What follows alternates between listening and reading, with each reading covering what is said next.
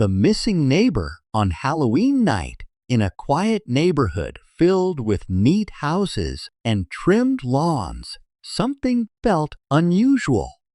Every year, the neighborhood came alive with the spirit of Halloween. Children dressed as ghosts and superheroes, spooky decorations, and houses glowing with carved pumpkins. Among all the festive homes, one house always stood out: Mr. Jenkins. Mr. Jenkins was known for his love of Halloween. He'd spend weeks preparing, turning his yard into a haunted wonderland. There were giant spider webs, skeletons that lit up at night, and a fog machine that made the air look mysterious. Children would rush to his house, not just for the candy, but for the excitement. He always dressed in a scary costume and gave out the best treats, full-sized candy bars. But this Halloween was different. When the Wilson family, who lived across the street, stepped out to start their trick-or-treating, they noticed something odd. Mr. Jenkins' house was dark.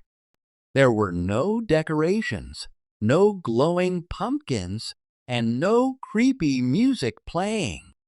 Mrs. Wilson frowned. "That's strange," she said. "Mr. Jenkins loves Halloween. Why would he skip it this year?" The kids, Emma and Jake, were puzzled too. "Maybe he's not home," Jake suggested. But Emma shook her head. "He's always home on Halloween. He loves scaring people." The family decided to check on Mr. Jenkins before starting their trick-or-treating. They crossed the street and walked up to his porch. The house looked abandoned. The porch light, which usually glowed orange, was off. The once vibrant yard was quiet, with leaves scattered everywhere. Mr. Wilson knocked on the door. "Mr. Jenkins? Are you okay?" he called out. There was no answer. After a few moments, they decided to leave, thinking he might have gone out for the night. As the evening went on, kids in costumes ran up and down the street, their laughter filling the air. But every time someone passed Mr. Jenkins' house, they noticed its eerie silence. Whispers started spreading among the neighbors. Did something happen to Mr. Jenkins? Why is his house so dark? The next morning, the Wilsons woke up to see police cars parked in front of Mr. Jenkins' house. Officers were talking to neighbors and looking around the property. Mr. Wilson hurried outside to find out what was going on. "What happened?" he asked one of the officers. "We received a call," the officer explained. "Mr. Jenkins' brother tried to contact him last night, but couldn't reach him. When he still didn't respond this morning, his brother got worried and asked us to check." The officer's words made Mr. Wilson's stomach sink. "Is he inside?" The officer shook his head. "No, the house is empty. There's no sign of him anywhere." That was when the neighbors noticed something even stranger. A trail of candy led from Mr. Jenkins' front door into the woods behind his house. The candy was scattered as if someone had dropped it while walking. The police followed the trail, but it disappeared deep in the woods, leaving them with no clues. It was as if Mr. Jenkins had vanished into thin air. News of Mr. Jenkins' disappearance spread quickly through the town. People came up with all kinds of theories. Some thought he had left town suddenly. Others believed something terrible had happened. A few kids even whispered about ghosts or monsters, saying the trail of candy was a trick to lure him into the woods. Days turned into weeks, and weeks turned into months. Despite thorough searches by the police and volunteers, no one found any sign of Mr. Jenkins. His house remained empty, a constant reminder of the mystery. The once cheerful and welcoming home now looked lonely and sad. The yard grew wild, with weeds taking over, and the porch creaked in the wind. The Wilsons often thought about Mr. Jenkins. Emma and Jake missed his decorations and the excitement he brought to Halloween. "Do you think he'll come back?" Jake asked one evening. Mrs. Wilson sighed. "I hope so, sweetie. But sometimes we don't get all the answers we want." Years passed, and Mr. Jenkins' disappearance became a local legend. Kids growing up in the neighborhood heard stories about the man who vanished on Halloween. Some said his ghost haunted the woods, while others claimed you could hear eerie laughter near his house on Halloween night. The story of Mr. Jenkins became a mix of truth and myth, passed down through generations. For the Wilsons, however, the memory of Mr. Jenkins was more personal. They remembered him as a kind man who loved making people smile, especially on Halloween. Every year, when they carved pumpkins or set up decorations, they thought about him.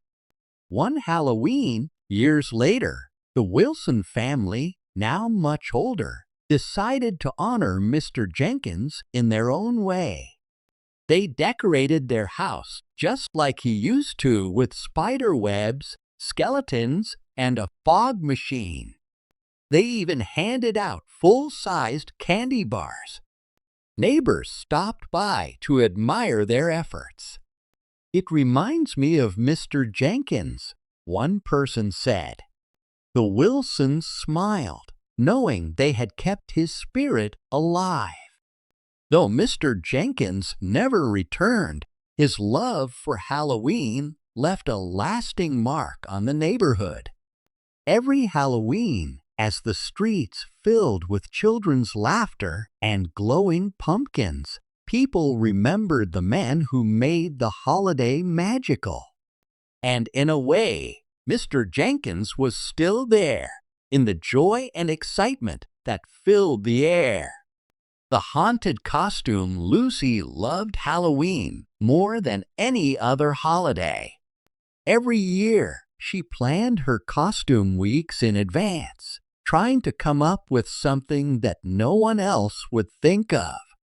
She loved the creativity, the decorations, the candy, and the thrill of dressing up as someone or something completely different. This year, Lucy wanted a costume that would truly stand out.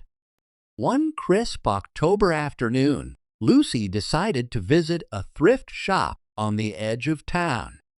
She had been to all the big costume stores, but nothing had caught her eye. The thrift shop was old and a little dusty, but Lucy thought it might have hidden treasures. She loved the idea of finding something unique that had a story behind it. As she wandered through the aisles of second-hand clothes, her eyes landed on a dress tucked away in the corner.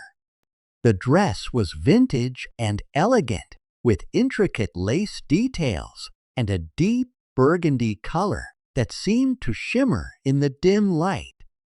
It looked like something out of an old movie, and Lucy was instantly drawn to it. She carefully pulled it off the rack and held it up to herself in front of a cracked mirror. It was beautiful, and seemed to be the perfect fit. She couldn't believe her luck. As Lucy approached the register to pay, the cashier, an older woman with sharp eyes and a serious expression, gave her a strange look. "Are you sure you want this dress?" the woman asked, her voice low and cautious. "Yes, it's perfect for my Halloween costume," Lucy replied with a smile. The woman hesitated, then leaned in closer. "This dress has a history," she said softly. "Strange things have happened to people who've owned it." Lucy laughed nervously. "Well, it'll just add to the spooky vibe for Halloween," she joked, trying to lighten the mood. The cashier didn't laugh. She simply wrapped the dress carefully and handed it to Lucy without another word. On Halloween night, Lucy got ready for the party she had been looking forward to all week. She slipped on the dress, and it fit as if it were made just for her. She admired herself in the mirror, turning from side to side. The dress was stunning, and she felt like a star. Adding some dark makeup and styling her hair in loose waves, Lucy completed her look. She was ready to turn heads. When she arrived at the party, everyone complimented her costume. "You look amazing, Lucy," her friends said. But as the night went on, strange things began to happen. At first, Lucy thought it was just her imagination. She kept feeling like someone was standing right behind her, but whenever she turned around, no one was there. The feeling was unsettling, but she tried to ignore it and enjoy the party. Then people started acting oddly around her. A group of friends whispered nervously, pointing in her direction. "What's going on?" Lucy asked one of them. "It's probably just a trick of the light," her friend said hesitantly, "but it looks like shadows are following you, like really close." Lucy laughed it off, but inside she felt a chill. Shadows following her? That was ridiculous. She tried to push the thought out of her mind. As the party continued, the eerie incidents escalated. Mirrors seemed to crack whenever she walked past them. She didn't notice at first, but other people did. "Lucy, did you see that?" one guest exclaimed, pointing at a large mirror in the hallway. A long crack had split the glass right after she walked by. "It's just a coincidence," Lucy said, her voice shaking slightly. But deep down, she was starting to feel uneasy. By midnight, the party was in full swing, but Lucy couldn't shake the feeling that something was terribly wrong. The air around her felt heavy, almost suffocating, and she kept hearing faint whispers that seemed to come from nowhere. She turned to her friend Sarah and said, "I don't feel so great. I think I'm going to head home." Sarah looked concerned. "Do you want me to come with you?" she offered. "No, it's fine," Lucy replied. "I just need some rest." Lucy left the party and walked home alone. The streets were quiet, and the cold night air sent shivers down her spine. She felt like she was being watched, but when she turned around, the street was empty. Her heart raced as she hurried to her apartment, locking the door behind her as soon as she got inside. She leaned against the door, trying to calm herself. "It's just my imagination," she whispered to herself. "It's just Halloween. Everything's supposed to feel spooky." Lucy changed out of the dress and hung it in her closet. She put on her pajamas and crawled into bed, hoping to forget the strange events of the night. But sleep didn't come easily. She kept hearing faint whispers, like someone was talking just out of earshot. She pulled the covers over her head and tried to block out the sound, but it seemed to grow louder. When she finally fell asleep, her dreams were restless and filled with shadows. She woke up several times during the night, feeling like someone was in the room with her. Each time, she turned on the light, but nothing was there. The next morning, Lucy woke up feeling exhausted. The events of the night before felt like a bad dream. She decided to put the dress away and try to forget about it. But when she opened her closet, the dress was gone.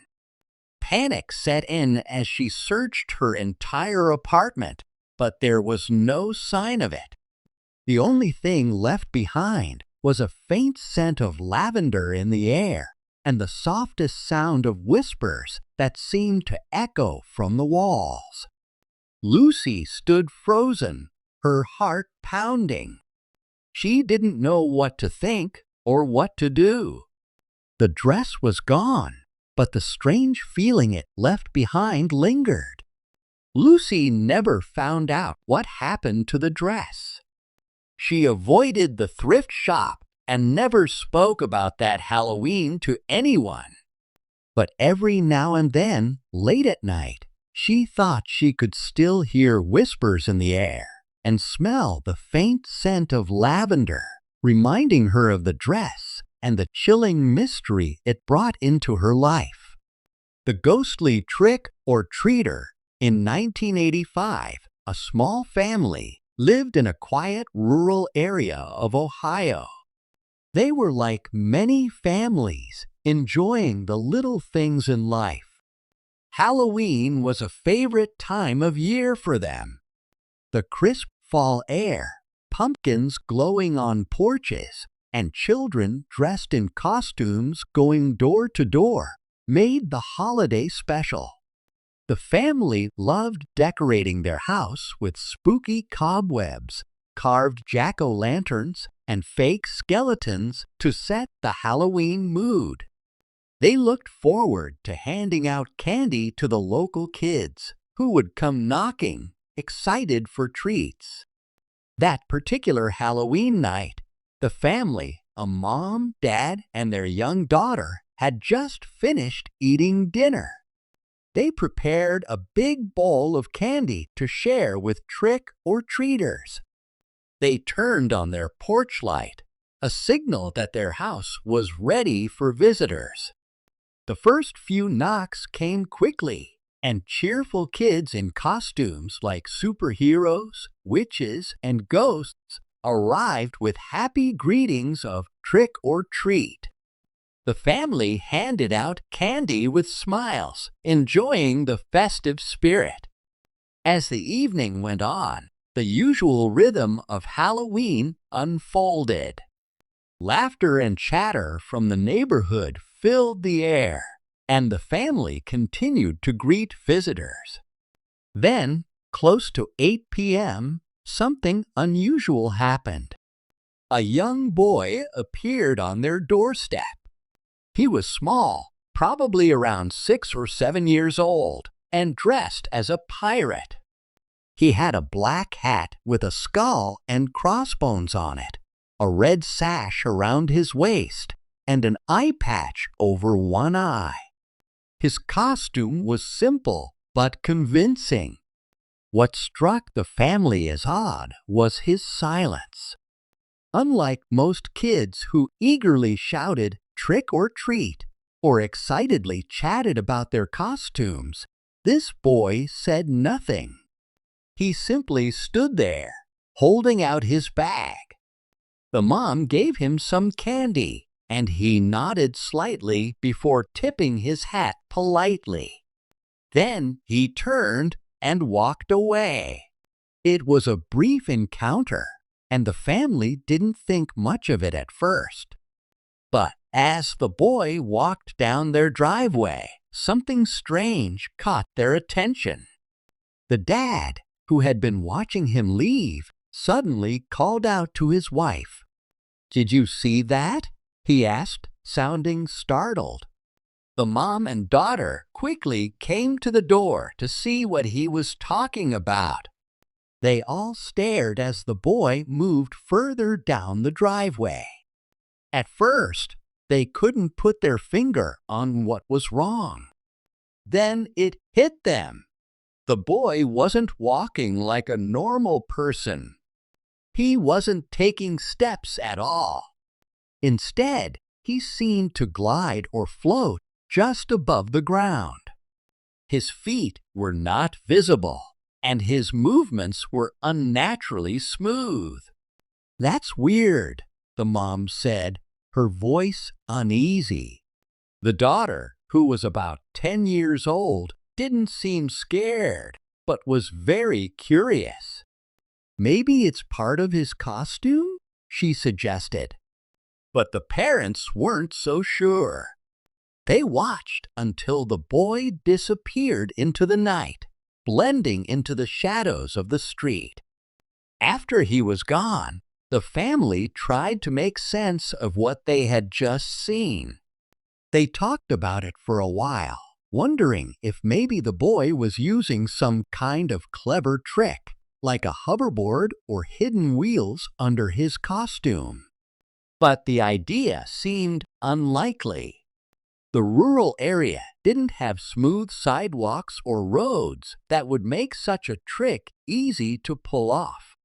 Plus, the boy's silence and strange behavior added to the mystery. Eventually, the family decided to let it go. They figured it was just a Halloween prank or an unusual costume. The rest of the night passed uneventfully, and they went to bed, still a bit puzzled, but not overly concerned. The next day, something happened that made them rethink everything. The family had a neighbor, an older woman who had lived in the area for decades.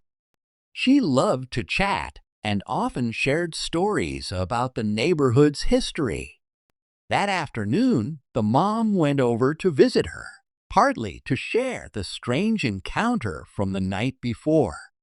As they sat in the neighbor's cozy living room, the mom described the boy in the pirate costume. She explained how he had acted strangely and seemed to float instead of walk. The neighbor's face grew serious as she listened. When the mom finished, there was a long pause. Finally, the neighbor spoke. "That's very strange," she said slowly, "but it reminds me of something that happened years ago." She went on to tell a story about a young boy who had lived in the area a long time ago. The boy loved Halloween and always dressed up in creative costumes. One year, he chose to be a pirate. He had been so excited about trick or treating that he couldn't wait to start. Tragically, that Halloween ended in heartbreak. While out collecting candy, the boy had been hit by a car on a dark stretch of road not far from where the family now lived. The accident had happened decades ago, but the neighbor remembered it vividly.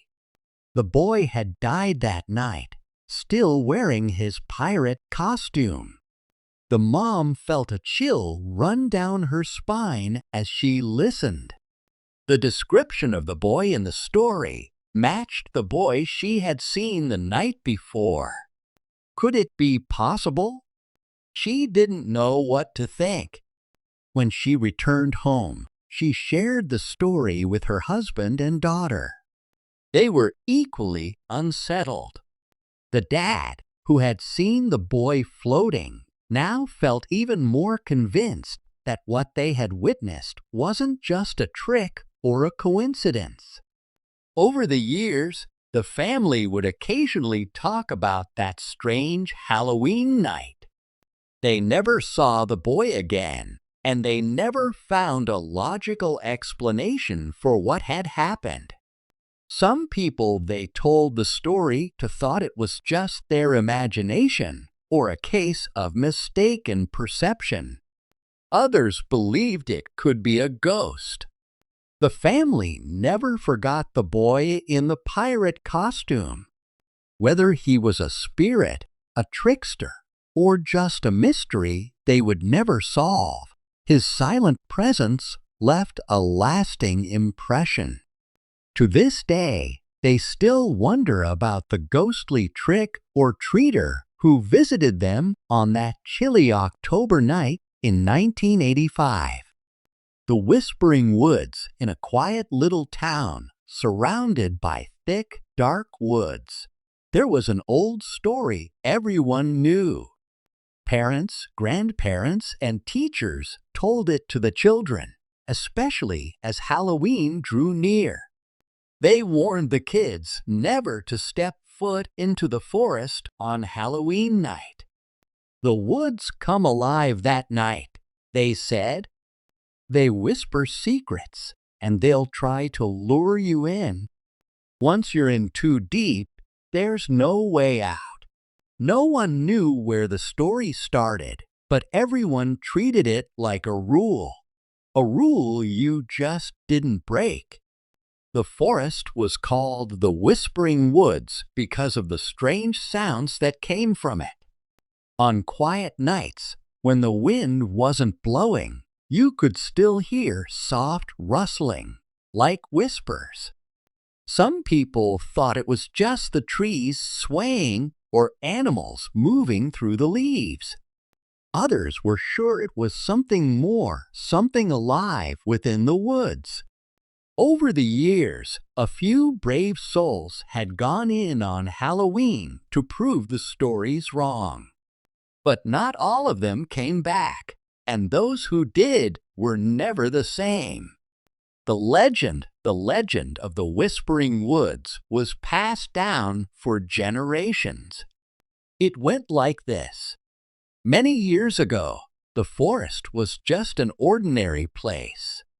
People hunted there, gathered firewood, and even had picnics. But one Halloween night, something changed. A group of children went into the forest to play hide and seek. They never came out. When the townspeople searched for them the next day, they found no trace of the children, only strange markings on the trees and a faint, eerie whisper in the air. Since that day, the forest was no longer safe. People claimed to hear voices calling their names, footsteps following them, or laughter echoing through the trees. Those who went and said the forest seemed alive, as if it was watching them. Some even claimed to see shadowy figures moving between the trees, always just out of sight. The townsfolk decided it was best to stay away, especially on Halloween. They believed the forest was cursed, that it wanted to take people away. So every year as Halloween approached, parents reminded their kids to stay out of the woods. And every year, most of the kids listened. But not everyone believed the stories. The teenagers' plan in 1997. A group of teenagers decided they were too old to believe in ghost stories. There were 5 of them. Mark, the leader, Sarah, who always questioned the rules, Jake, who loved a good scare, Eliza, who wanted to prove she wasn't afraid, and Tom, the quiet one, who usually just went along with the group. They had grown up hearing the warnings about the forest, but they thought it was just a way to scare kids. "It's just a stupid story," Mark said one day as they hung out near the edge of the woods. "There's nothing out there. It's just trees." Sarah agreed. "Maybe our parents just made it up to keep us from wandering too far." "I mean, have you ever met anyone who's actually seen something?" Jake grinned. "Let's find out. Let's go in on Halloween. We'll prove it's all fake." Lisa hesitated. What if it's not fake? What if something really does happen? "Come on, Lisa," Mark said. "You don't really believe in this stuff, do you? We'll just go in, look around, and come back. It'll be fun." Tom didn't say much. He never did. But when the others decided to go, he nodded and agreed to join them. Entering the woods on Halloween night, the group met near the edge of the forest. The moon was full, casting a pale light over the trees. The woods looked darker than usual, the shadows deeper. Each of them carried a flashlight, though the beams seemed weak against the darkness. "Ready?" Mark asked, trying to sound confident. "Let's do this," Jake said with a grin. They stepped into the forest. At first, it seemed like any other night. The trees were tall and silent, their branches forming a canopy overhead. The ground was covered in leaves that crunched under their feet. The air was cool, and the only sound was the occasional hoot of an owl. "See? Nothing scary," Mark said after a few minutes. "It's just a forest." But as they went deeper, things began to change. The air grew colder, and the forest became eerily quiet. The usual sounds of the night, crickets, rustling leaves, distant animals, disappeared. It felt as if the forest was holding its breath. "Do you hear that?" Lisa asked, stopping in her tracks. "Hear what?" Mark asked. "Nothing. That's the point. It's too quiet." Jake shrugged. "Maybe we scared all the animals away. Or maybe they know something we don't," Sarah said, her voice uneasy. Then they heard it. A faint whisper, so soft they almost thought they imagined it. It seemed to come from everywhere and nowhere at once. "What was that?" Lisa whispered. "Probably just the wind," Mark said, though his voice wavered. But there was no wind. The air was completely still. The whispers, as they moved deeper into the forest, the whispers grew louder. They weren't just random sounds. They were words, though they couldn't quite make them out. It was as if the forest was speaking a language they didn't understand. "This is getting weird," Sarah said, shining her flashlight around. The beam caught the trunk of a tree, and they saw something strange. There were marks on the bark, like scratches, but they formed patterns, almost like letters. "What is that?" Jake asked, stepping closer. "Looks like writing," Sarah said. "But I've never seen letters like this before." Lisa shivered. "Maybe we should go back." "We can't turn back now," Mark said. "We've barely been here." As they pressed on, the whispers became clearer. Now they could hear their names being called. Mark, Sarah, Jake, Lisa, Tom. The voices were soft and drawn out, but unmistakable. "Who's doing that?" Mark demanded, spinning around. His flashlight darted through the trees, but there was no one there. "Let's just go," Lisa said, her voice trembling. "I don't like this." "It's probably someone messing with us," Jake said, though he didn't sound so sure anymore. "Who would be out here?" Sarah asked. "We're the only ones crazy enough to come into the woods on Halloween."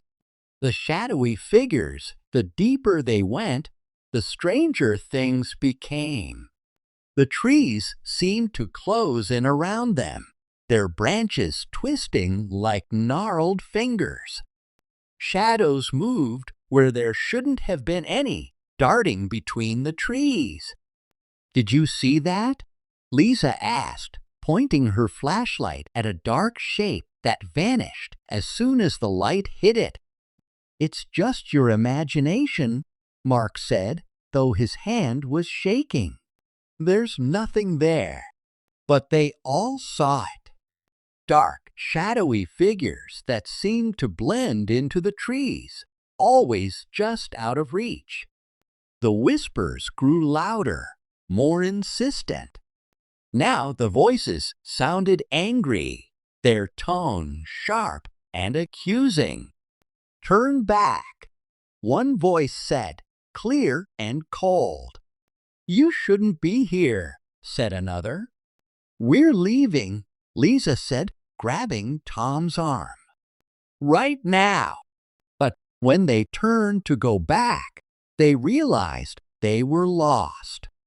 The path they had taken was gone, swallowed by the forest.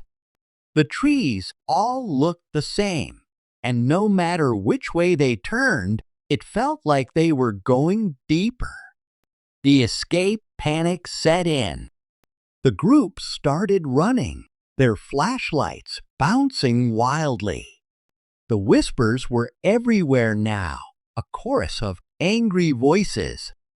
The shadows seemed to follow them, growing closer with each step. Lisa tripped and fell, scraping her knee. Tom helped her up, but the group was losing their composure. "We have to stay together," Sarah said, trying to keep calm. "We can't split up." "This way," Mark said, leading them in what he hoped was the right direction. But the forest seemed to twist and shift around them, making every path look the same. Then, one by one, they began to disappear.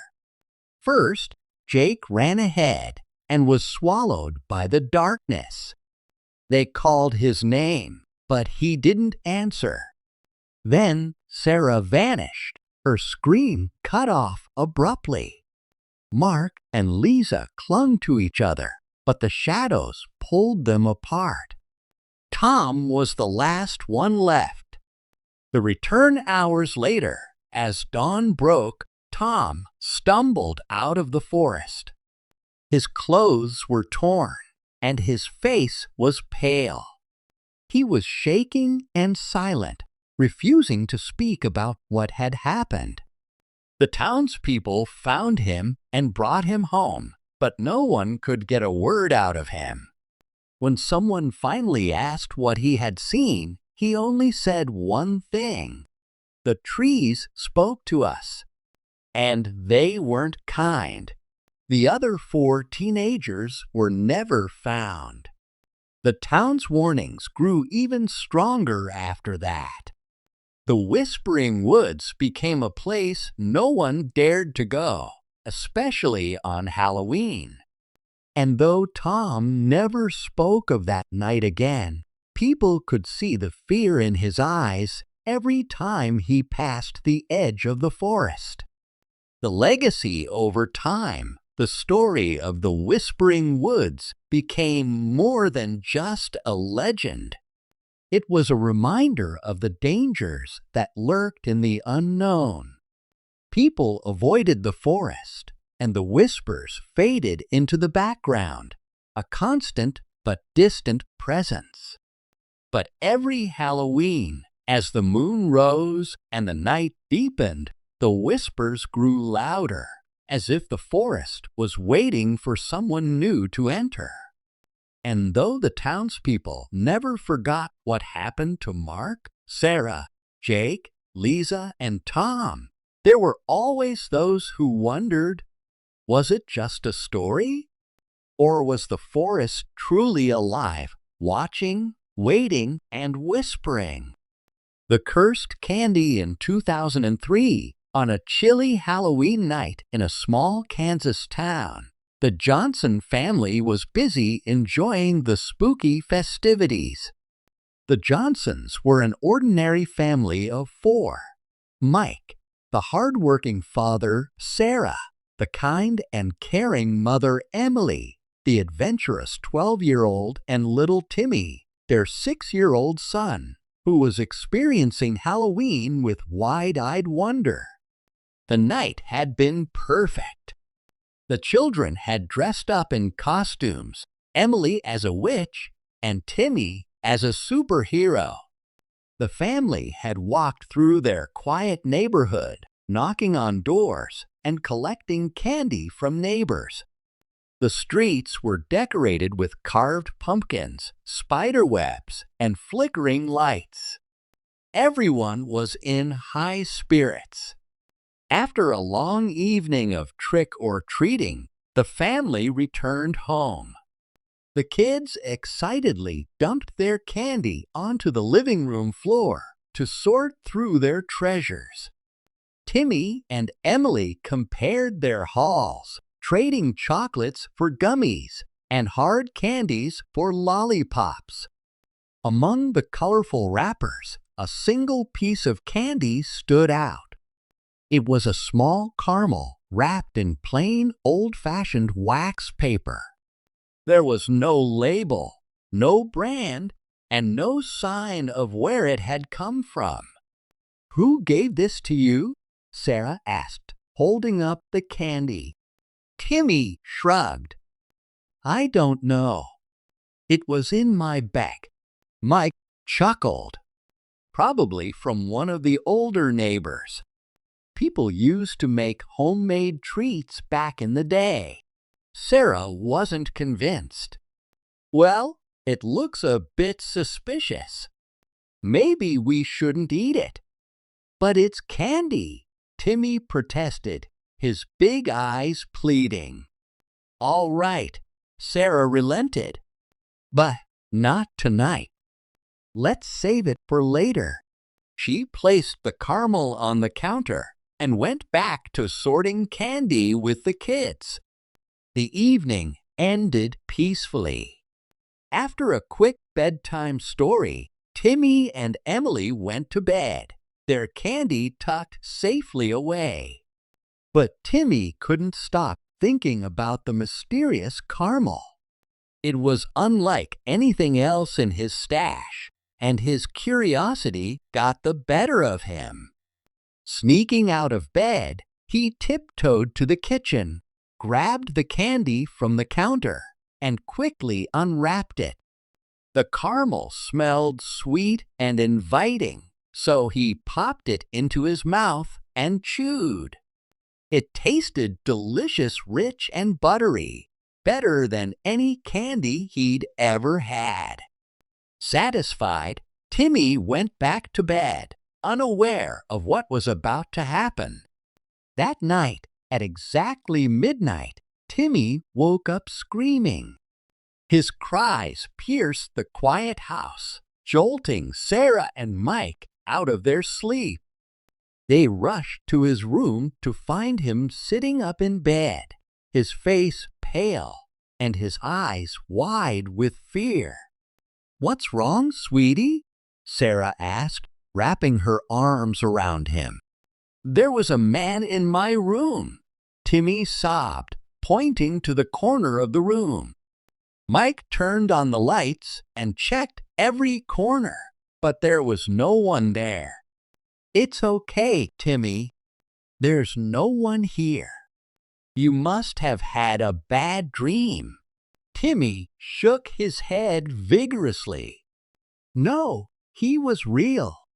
He was standing right there, looking at me." Sarah tried to comfort him. "It's all right, honey. You're safe. We're here." Eventually, Timmy calmed down and went back to sleep. But the next night, it happened again. At midnight, he woke up screaming, claiming to see the same man in his room. This time, Emily woke up and came to see what was going on. "Timmy, you're scaring me," Emily said. "There's no man in your room." But Timmy was adamant. "He's real. He's tall and has a black hat. He's watching me."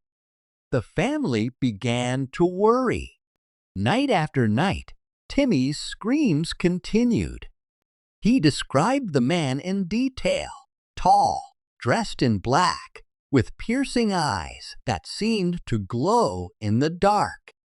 No one else in the house saw or heard anything unusual, but Timmy's fear was very real. Sarah and Mike considered taking him to a doctor, thinking it might be night terrors or an overactive imagination. By the end of the week, Sarah remembered the strange caramel candy. She asked Timmy if he'd eaten it. Timmy hesitated before nodding. "It was really good," he admitted. Sarah felt a chill run down her spine. "Mike, do you think? Could it be the candy?" Mike frowned. "That's a stretch, Sarah. But if it makes you feel better, let's get rid of the wrapper." The family threw the candy wrapper into the trash, hoping it would put an end to the strange occurrences. That night, for the first time in a week, Timmy slept peacefully. There were no screams, no visions, and no mention of the man. But the relief was short-lived. The next morning, Sarah walked into the kitchen and froze. There, on the table, was the candy wrapper. It was untouched and still sticky, as if it had never been thrown away.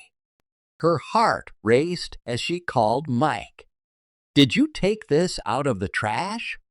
she asked, holding up the wrapper. Mike shook his head. "No." "Are you sure you threw it away?" "I'm positive," Sarah said, her voice trembling. "How did it get back here?" Over the next few days, strange things began to happen around the house. Doors creaked open on their own. The lights flickered, even though the bulbs were new. Objects would be found in places they didn't belong. Emily's favorite doll appeared in the freezer, and Timmy's toys were arranged in a circle on the living room floor. The family tried to brush it off, but the unease grew. Timmy's visions returned, and this time he wasn't the only one seeing things.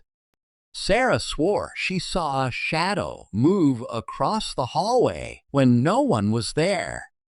Mike heard faint whispers when he was alone in the basement. Emily started having nightmares about a man in a black hat standing at the foot of her bed.